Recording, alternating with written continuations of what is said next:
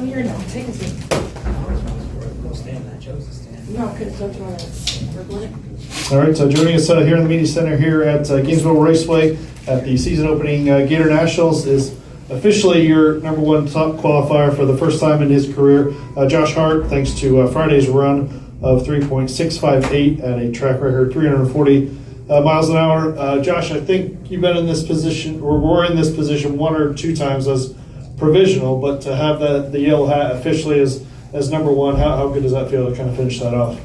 I think I've waited at least 5 years for this thing, so 5 years and $22 million later, it's pretty nice hat. We'll put it in the trophy chest.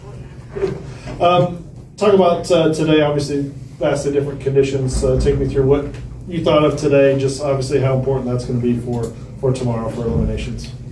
Yeah, conditions are definitely different. I have all the faith in the world. My first interaction with Grubnick was awesome. He said, what are your goals for Q1? And I'm like, am I at Bernie's?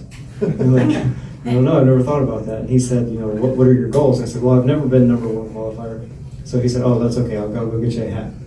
So we've literally broke every single one of my career bests already this weekend. So I have all the confidence in the world. He's like the Babe Ruth, of drag racing. He can almost call a shot. So he told me up there, he goes, we were a little too aggressive. I'm going to try to do this. I'm going to try to do that, but we'll be fine. Nobody's going to take that number one away from you, and we'll be ready for race day. And I believe him. Bobby, your source? So, Josh, you guys rolled out of the trailer 2 weeks ago for the pro test session, and you go up there. Nobody has been down the track before. You go right down the middle, get your first 340, and then you say to yourself, it can't be this easy. It's definitely not easy. It's a testament to what John Force and that team have built over, I don't even know how many years. I'm the lucky one that gets the seat, so it might feel easy, from my point of view, but it's not. Those guys, obviously two-time world champions with Brittany, and they've proven themselves over and over and over again. But it is a lot easier than when you were signing the front of the check, right? For sure. That's a testament to what John Force has built. He keeps, investing in an HRA. Obviously, with all the new blood and all the new teams, he's not going anywhere. So, absolutely awesome. Caleb? How much are you enjoying, or maybe not enjoying, not having ownership over a team, but just driving? Oh, it's night and day difference. I feel like the elephant's off my chest. You get up there and you have to focus on cutting a light. And I was getting up there and I was thinking, man, I hope that guy's not mad because I didn't approve his raise, or this one, payroll and overtime and logistics, and meanwhile my wife's upset because we're not performing good. She's handling all the IFTA and all the other stuff that's behind the curtain that nobody even thinks about, making sure everybody has tickets and hard cards and blah, blah, blah. So none of that applies to this situation. I'm very, very forever grateful for John Force for picking me. Can you maybe tell us a little bit about how the deal came together with John Force? Yeah, a little bit. We talked a little bit at the Pro Star Shootout, and it was just kind of a concept. There were rumors that Brittany wanted to start a family, which is awesome. There's nothing like that. That's the best thing in the world.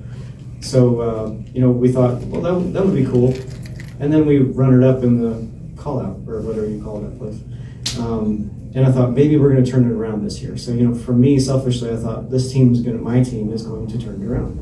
And it just kept pulverizing me. Every single weekend, it was something else. It was more. And it just, you tried to do the right thing no matter what, and I just couldn't seem to get there. It wouldn't come together. So we talked a little bit in Brainerd, John and I, and he said, you really need to think about this.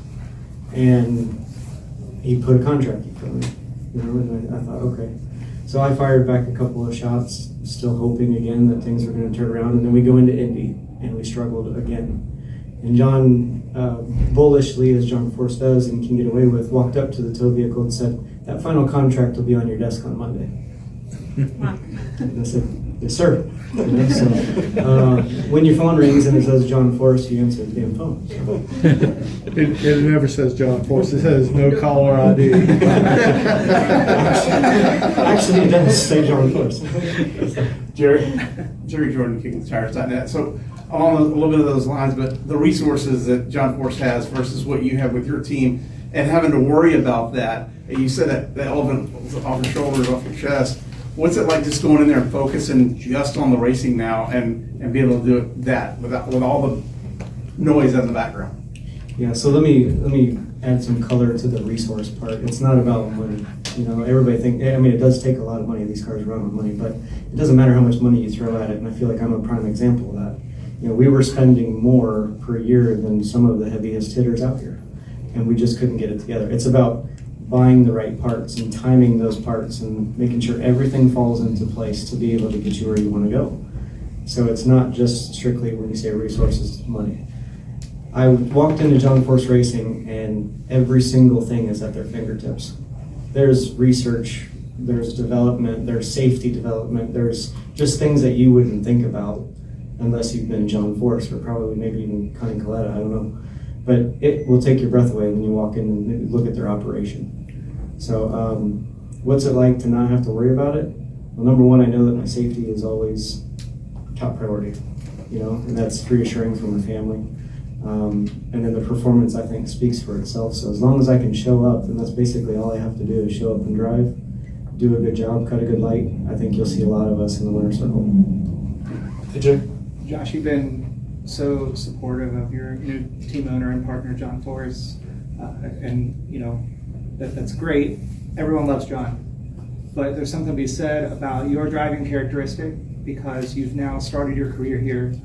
Your first provisional pole, your first #1 qualifier, your first race.